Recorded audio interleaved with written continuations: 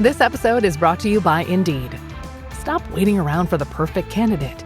Instead, use Indeed sponsored jobs to find the right people with the right skills fast.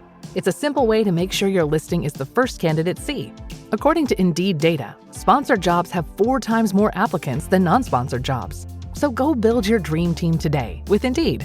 Get a $75 sponsored job credit at Indeed.com/podcast. Terms and conditions apply.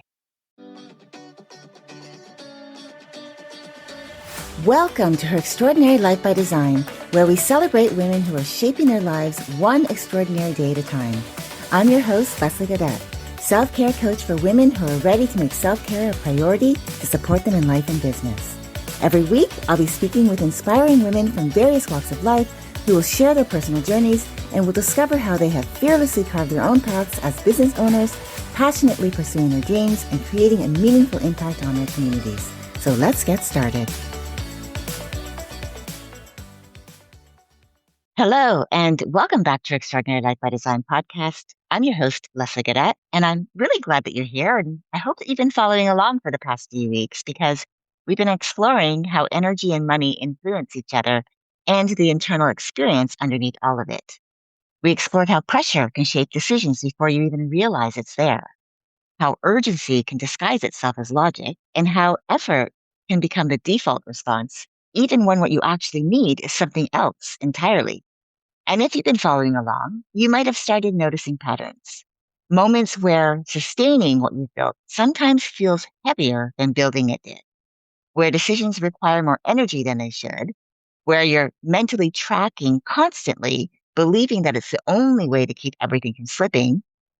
And maybe you've been telling yourself that that's just what responsibility at this level requires. But let me ask you this. What if it doesn't have to? What if the issue isn't that you need to manage better, but that effort itself has been doing the work that capacity should be holding? Now, I want to be clear about something. I am not a financial planner and I'm not a wealth advisor, okay? But what I do understand is that managing money, managing anything that matters, isn't just about knowing the numbers or having the right strategy. It's about having the internal capacity to hold what you've built without depletion, without constant monitoring, and without constantly bracing. Because here's what I know. Hustle can build, right? It can create momentum. It can expand what's possible, even showing you what you're capable of. But hustle can't sustain what's been built indefinitely. And when what you've built starts to feel fragile instead of stable, when it requires constant effort just to keep it from slipping, that's not a sign that you're failing. It's a signal that something foundational is missing. And that something is capacity. Because when capacity becomes a foundation, when you stop asking effort to compensate and you start building from internal support, everything shifts. Not just how you manage money, but how you make decisions, how you lead, how you sustain what matters most. And that's where it can start to feel different, more stable, more supported, more sustainable. So if you've ever wondered whether building a life, a career, financial security, or whatever it is that you're building, and if you've ever wondered how that could feel different, less like something you're constantly managing and more like something that's sustainable, then stick with me because we're going to go deep and discover what changes when capacity becomes foundational. You see, there's a pattern I've noticed in high achieving women. They know how to rise to demands. They've proven they can manage complexity, make sound decisions, and handle pressure. And for a long time, that's exactly what creates success. Discipline, effort, rising to what's needed. But somewhere along the way, when internal capacity can no longer keep pace with what's being asked of it, something can start to shift. Maybe not all at once, but gradually. Where what you've built, whether it's your career, your financial security, your responsibilities, all start to feel like something you have to actively maintain. Because when you keep pushing while ignoring the internal signals that capacity is running thin, managing what you've built starts to require more energy than it did when your system had space to support it. So when you're still managing it well, but it's taking more internal energy than it used to when things felt lighter and your capacity was intact, or where recovery, the kind where you're not mentally tracking or monitoring, becomes harder to access, then that's your nervous system telling you effort is compensating and that something foundational is missing. And so maybe you notice it first in how long it takes to feel settled after a major decision closes, or how even when things look good on paper, you're still carrying a low level vigilance about whether it could all fall apart if you let your guard down. And because you're still moving forward, you don't question that you're operating without the capacity you need. You tell yourself that this is just what responsibility at this level requires because staying on top of things at all times is what capable people do, right? But what rarely gets examined is whether you've built the systems, internal or external, that actually support what you've built and what you're building, which means it becomes less of whether you're capable of managing what you've built. You've already proven that, and more about whether effort has replaced capacity. And here's what I want you to consider. What if it didn't have to feel this way? What if what you've built doesn't have to require constant vigilance just to feel stable? And what if the issue isn't that you need to manage better, but that capacity, not more effort, is what can make it sustainable? Because although hustle can build, it can create momentum, it can prove what's possible and expand what you're capable of. Capacity is what allows you to sustain the life you're building without feeling like it could all fall away if you stop paying attention. And that's what I'm going to lean into today. Recognizing what actually sustains what matters over time and what becomes possible when capacity, not effort, becomes the foundation that holds it all together. So if the strain you're feeling isn't about working harder and it's not about whether you're capable of handling what's on your plate, then what becomes possible when you recognize that effort has been doing the work that capacity should be holding? Because here's what I've noticed, both in myself and in the women I've once you start to notice that effort has been compensating for missing capacity, you start to recognize the moments when you're pushing to sustain what you've built instead of being supported to sustain it. Because when you're mentally tracking instead of internally settled, where vigilance has become your baseline instead of steadiness, that's when it's so important to be aware and start noticing the moments when your capacity is missing so that you can start to recognize what actually needs to shift. And that's the first lens we're going to look through. Not why you've been doing it this way, but what changes when you recognize the pattern and realize there's another way. Then there's a second layer. Because when capacity becomes foundational, when it's not something you build later, but something you include now, you start to realize that everything you've been holding through effort can actually be supported. And with time, what you've built stops feeling like something you're constantly working to hold together. And your life starts feeling supported right now, today, where your decisions don't linger anymore and instead they settle in the moment they're made. And your internal reserves don't just stop eroding, they actually restore. And you notice it in how your days feel and how much energy you have available and in how demands land differently. So that the buffer that used to shrink between you and depletion starts to expand again. That flexibility you lost returns and you stop compensating. You stop preemptively managing your energy around every commitment and you stop wondering how long you can keep this pace before something gives. Because capacity doesn't just protect you from depletion, it creates the internal space where what matters most can grow without costing you your steadiness. That's the second lens. What changes when capacity becomes the foundational piece? And then there's the third layer, the one that reframes everything over time. Because when capacity holds what you've built instead of effort being your default, your entire relationship with what matters transforms, including your financial decisions, not just in how it feels day to day, but in how you fundamentally relate to it. You move from hyper awareness as a baseline to steadiness as your operating system, from compensating as your default to sustaining as your foundation. From what you've built feeling fragile, like it could all fall apart if you stop paying attention, to feeling stable, supported, and secure, where you're no longer asking effort to do the work that capacity should be doing, should be holding. And that has the potential to change everything, not just how things feel in the moment, but how sustainable they actually become over time, and what becomes possible when you build from capacity instead of effort. Because underneath all of this, there's usually a belief that sounds completely reasonable that if you can keep pushing, you can keep sustaining what you've built. Because you're not naive about what building a life requires, right? You understand what it takes to create and maintain success, diligence, oversight, active management, and you've proven that you can do it. You've built what you've built through effort, discipline, and rising to what was needed. And when demands increase, you calibrate around it to meet the demand. Because at this level, you think, This is what responsibility requires. This is what growth looks like. This is what capable people do. And when a decision feels heavy, maybe heavier than usual, you call it part of the process. But here's what I want you to take notice of. When managing what you've built starts taking more mental energy and you assume it's proportional to the stakes, or when you're reviewing details late at night or running scenarios in your head on the weekend and you tell yourself it's temporary, just until this project closes, just until this transition settles, or just until you get through this phase, that belief whispers, this is what it takes. You can handle this. You've handled more. And because you acknowledge that you've handled more before, you keep going. You check in on things one more time before bed, texting a team member, we're ready for tomorrow, right? Or reviewing your calendar to make sure nothing slipped through. You review a decision for the fifth time just to confirm that you didn't miss anything because staying on top of it feels like the responsible thing to do. But what goes unchecked is that when what you've built becomes how you prove your capacity, when it's tied to your sense of worth, then any hesitation can feel like you're failing or not measuring up.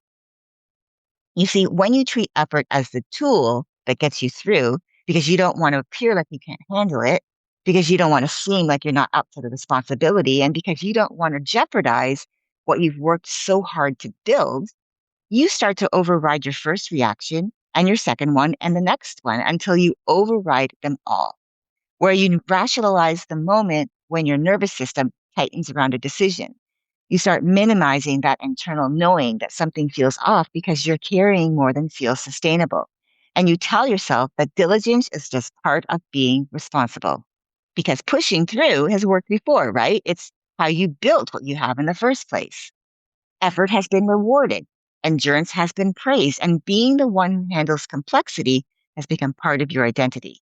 It's how people see you, it's how you see yourself. So when a demand lands, you rise to it, not because you necessarily want to, but because that's what you do. And over time, that becomes a pattern where effort becomes the answer to everything. When a decision feels uncertain, you apply more effort, review it again, tighten the analysis. When something feels unstable, you apply more vigilance, check more often, stay more engaged. When your nervous system signals depletion, you push through. You've done it before, you can do it again. And this pattern reinforces itself every time you rise to meet a demand. Because every time you handle complexity, every time you manage through strain, it tells you, see, you can do this. You just have to keep pushing. And you believe it because it's work, because you're still here, and because what you built is still here, right? But here's what the belief doesn't account for: the internal cost. The internal cost of sustaining what you've built through effort instead of capacity. The way your nervous system stays activated even when there's no immediate demand. The way decisions linger instead of settle. The way your internal reserves weaken without you noticing until one day you realize the buffer that used to exist between you and depletion has almost disappeared. But yet somehow the belief still holds. Because if nothing has collapsed and if what you've built is still there, that's proof in itself that you're still managing it. So you tell yourself it's fine. This is just what it takes until something shifts. But here's what can become visible when you slow down long enough to see the pattern. And listen, I'm not saying that you have to slow your momentum. I'm saying to allow yourself to actually see what's happening so that you can notice what's happening, so that you can recognize what's actually been driving it. You see, effort is not the same as capacity. It's compensation. Because if you've been relying on effort to get you through every day, what you've been doing is compensating for missing capacity with more effort. You've been compensating for a system that's already running close to empty by pushing harder, compensating for the lack of internal support by staying more vigilant. And the belief that sounded like strength, if I can keep pushing, I can keep sustaining what I built, well, it starts to reveal itself for what it actually is, which is not truth at all, but a pattern that you've been operating from without questioning it. Because once you see it, once you recognize that the strain isn't proportional to what you've built, but that it's actually a signal that something foundational is missing, that's when you start to notice the moments when you're compensating, when you're checking in, not because it's time, but because your system won't settle until you do. When you're reviewing a decision, not because new information arrives, but because your mind won't let it up, won't let it go. when you're staying mentally engaged, not because it requires it, but because effort has become your default. And once you notice that, you also start to notice where effort has been doing the work that capacity should be, where you've normalized depletion and called it diligence, where you've been pushing to sustain what should feel supported, and the belief, the one that felt so reasonable, so mature, so responsible, becomes visible for what it truly is, a pattern, one that you've been operating, but it's not a truth that you have to keep living by. Because effort can build, yes, it can prove what's possible and it can create the momentum, but capacity is what sustains it. Capacity is what allows what you've built to feel supported instead of constantly managed. It's what keeps your system from running on reserves just to maintain what you've already created. And once you recognize that distinction, once you see that there's a difference between building through effort and sustaining through capacity, you have the ability to change the pattern and remove its control over you. And once you start to realize that the belief of if I can needs to be supported through capacity rather than effort, then you start to recognize that it's a choice, not a requirement. And that recognition, that awareness that there's another way, is where the possibility of choosing differently begins. Not because you're doing less or slowing down or building less, but because you're including capacity in how you sustain it while you build it. And that has the potential to change everything. Now, once you recognize that effort has been compensating for capacity and that a strain isn't proportional to what you've built, but is actually a signal that something's off, something becomes possible immediately, not eventually, but right now. Because when you include capacity in how you sustain what matters, when it becomes foundational instead of optional, everything about life, how life feels, begins to shift. You see, when capacity becomes foundational, the first thing you notice is that what you've built stops feeling like something you're constantly working to keep from slipping.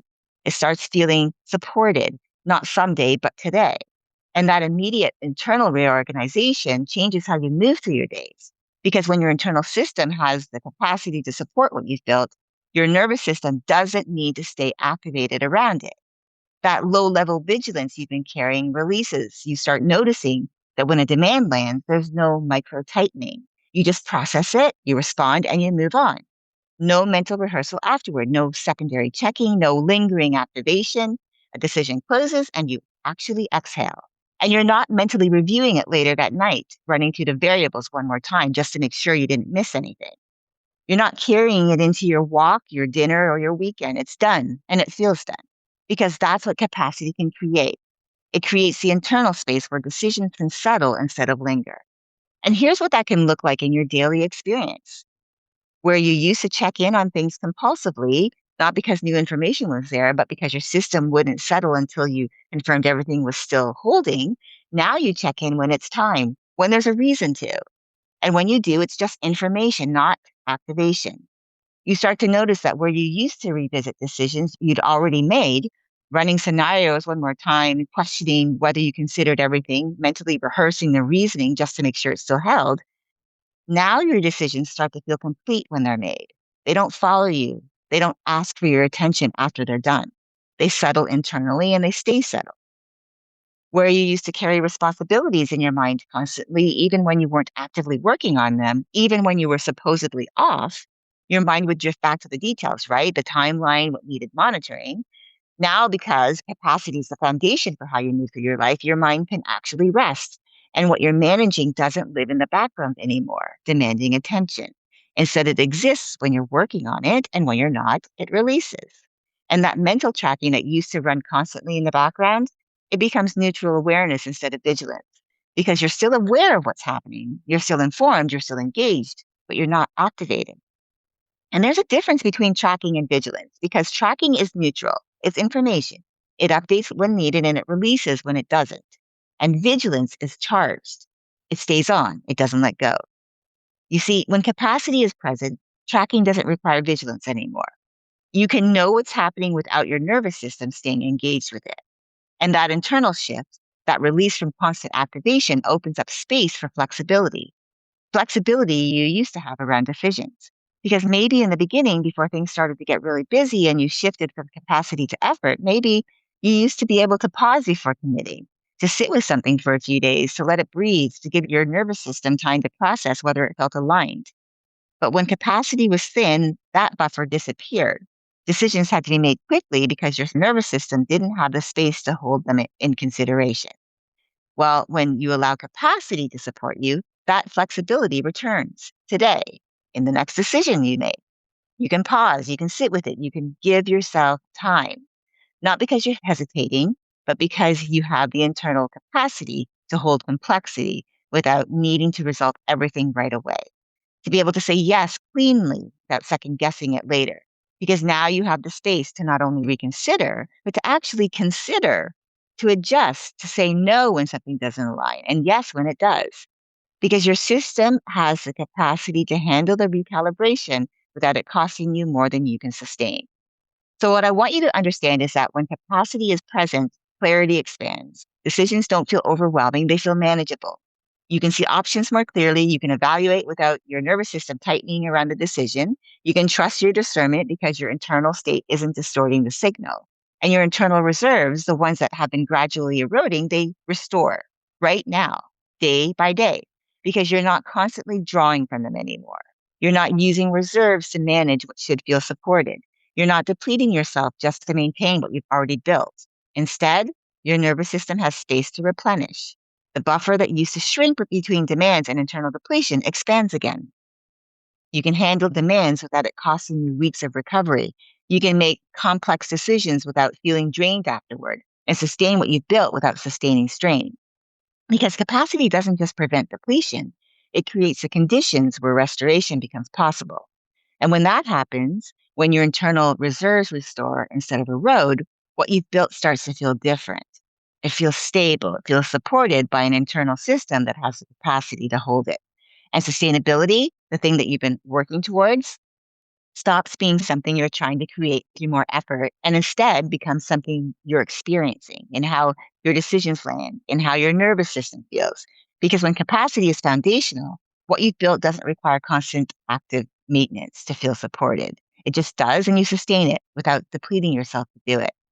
And so I want to bring it full circle because over the last few weeks, we've been exploring how energy affects money decisions, how pressure can shape financial choices before you even realize it's there, how integrity around money requires internal steadiness, and how urgency can negotiate against your peace when compensation is involved. And what we've talked about today is what actually makes all of that sustainable, and that's capacity. Because when your capacity becomes a foundational piece that supports your life, when it's no longer something you're trying to build, but something you're operating from, your entire relationship with money can transform, not just in how financial decisions feel, but in how you fundamentally relate to wealth itself over time. You see, for a long time, financial decisions for me happened under pressure. Not always obvious pressure, but it was there. The pressure to move quickly, to decide before it was ready, to say yes because the opportunity might not come again. And that pressure shaped how I related to money. It made financial decisions for me feel urgent even when they weren't. It made wealth feel like something that required constant vigilance. It made money feel activating instead of supportive. But when capacity became the foundational anchor, pressure stopped being the driver, and steadiness became my baseline around money. Not because I was trying to be calm, but because my internal system now has the capacity to hold financial decisions without needing pressure to move forward. And that's what I want for you.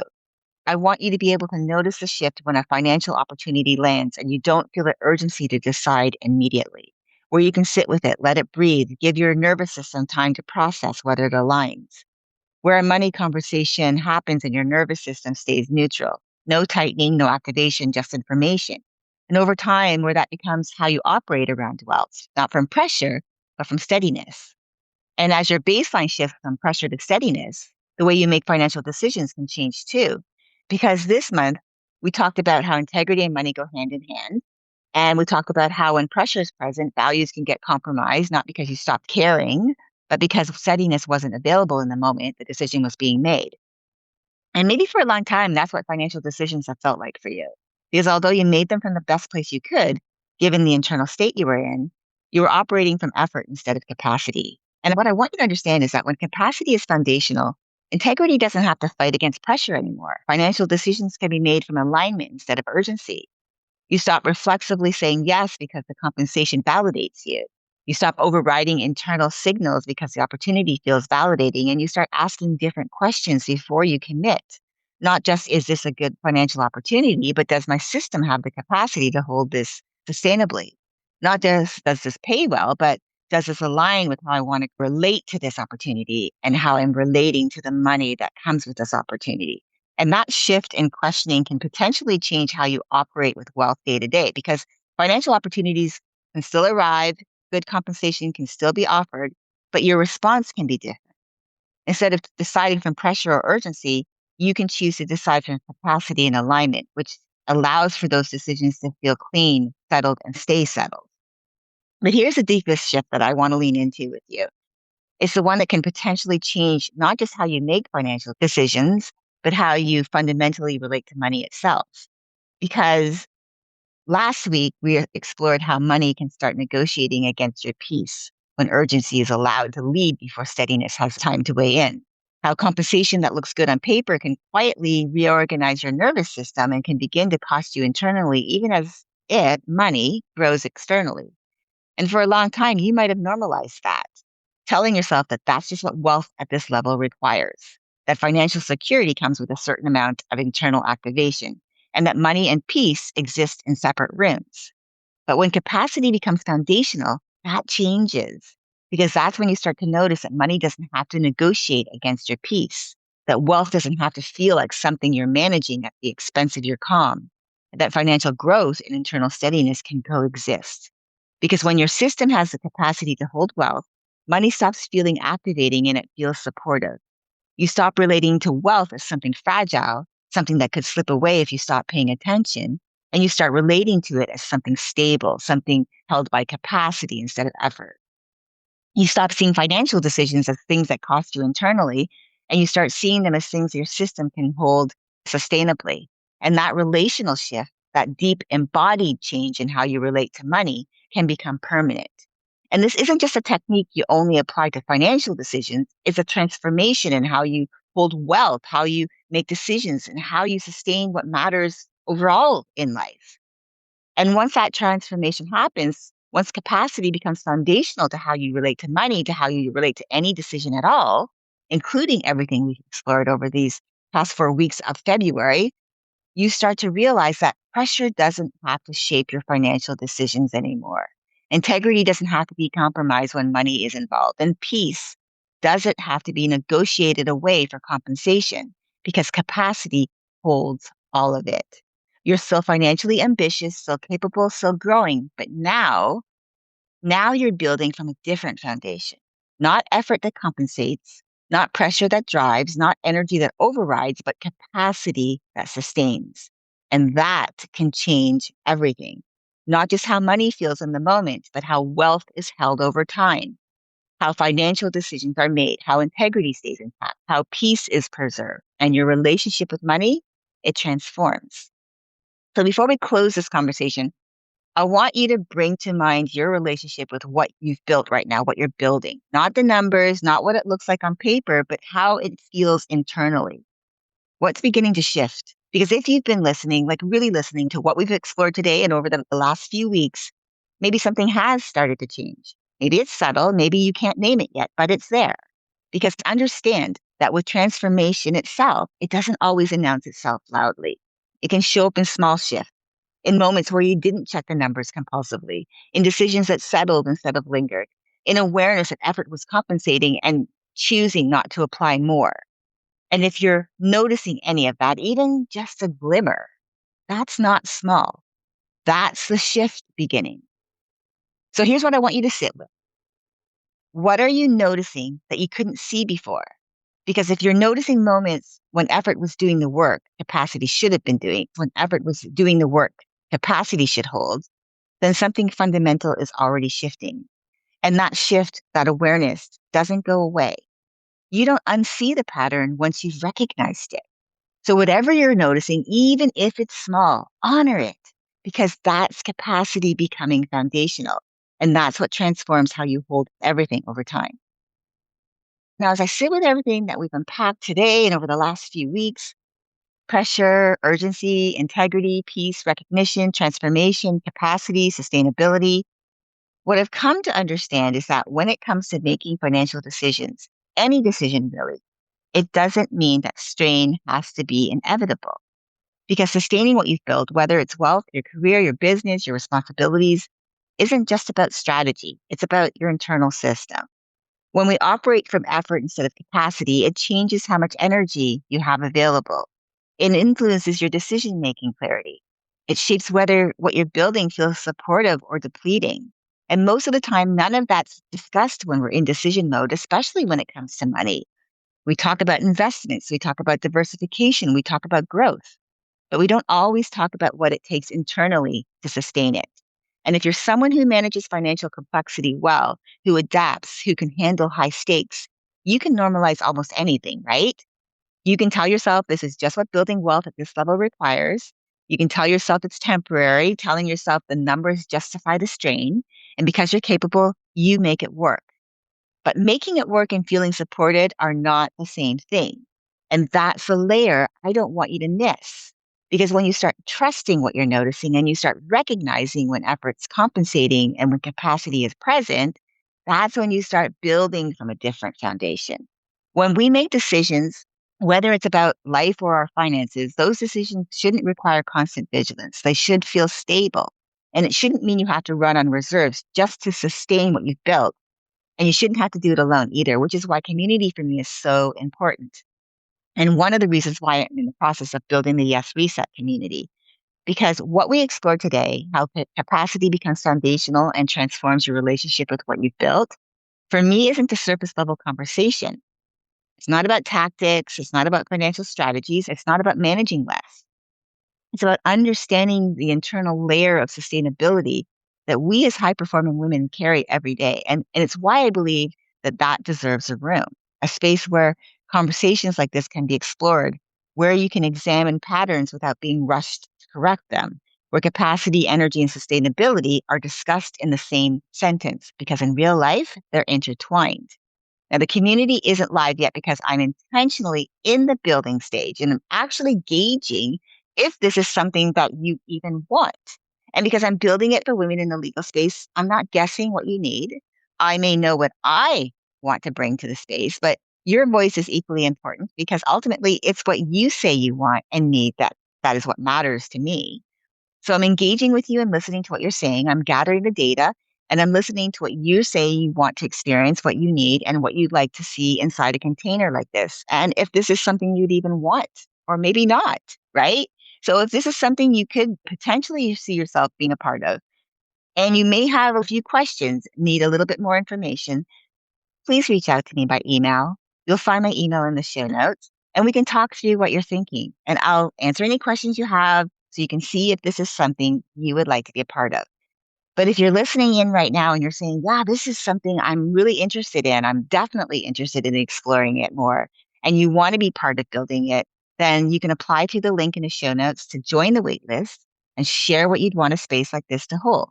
Like I said, I want to build it in a way that actually reflects how you think, how you decide, and how you carry responsibility, and that it has the kind of support that you'd like to see inside the container. And I want to build it together with you.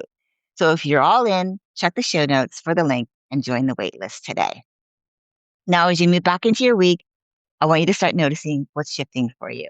The way your nervous system responds when a decision lands, the way your energy feels when you think about what you're sustaining, the moments when decisions settle instead of linger, the awareness when effort is compensating and the choice not to apply more. Because what we explored today and over the last several weeks is that effort can build, but capacity is what sustains it all. Because capacity is what allows what you've built to feel supported instead of constantly managed. And it's what makes growth sustainable without depleting your internal reserves. And once you recognize that distinction, once you see that effort compensates while capacity holds, and that it doesn't require constant vigilance, you start to notice what becomes possible.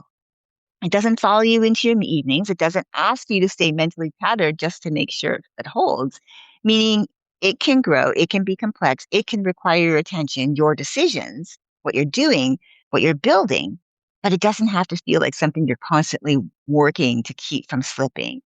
So as you move forward, trust what you're noticing. Trust when your decisions settle instead of linger. Trust when your just nervous system stays steady instead of activated. And trust when capacity is present and when it's missing. Because that awareness alone, that recognition, is where transformation begins, where you don't go back to normalizing depletion once you've named it as compensation. You don't go back to measuring sustainability solely by effort once you've experienced what capacity makes possible. You don't go back to fragile once you felt stable. Instead, you build from a different foundation. And that foundation, which is capacity, is what makes everything sustainable, not just for now, but for always. Thanks for spending time with me today and over the last several weeks in this wealth series. I've truly appreciated having you tune in, and I hope that it brought value to you. Until next time, keep dreaming, keep believing, and keep designing your extraordinary life one day at a time. Thank you for joining me on Her Extraordinary Life by Design. I hope you've been inspired and empowered by the incredible stories shared on this show. If you enjoyed this episode and the conversations we've had, I would greatly appreciate if you could take a moment to leave a review. Your feedback and support mean the world to me, and it will help others discover the podcast and join our empowering community. Remember to hit the subscribe button so you never miss an episode. Together, we can continue to learn from these amazing women, uncover their extraordinary journeys, and be motivated to create our own lives by design. Thank you again for tuning in. Until next time, stay empowered and keep shaping your extraordinary life one day at a time.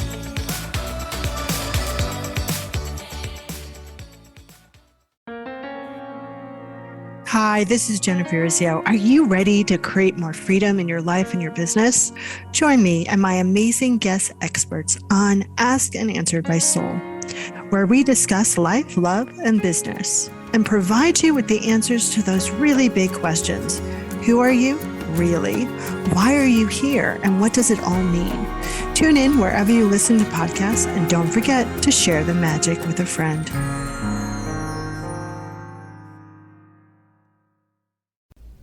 Hey, heard you like podcasts? Well, check out Dollar Bets. Two sports guys with faces for radio, betting live money against each other on air. That's Dollar Bets with a Z. Find us on the Winner's Edge. Electricast.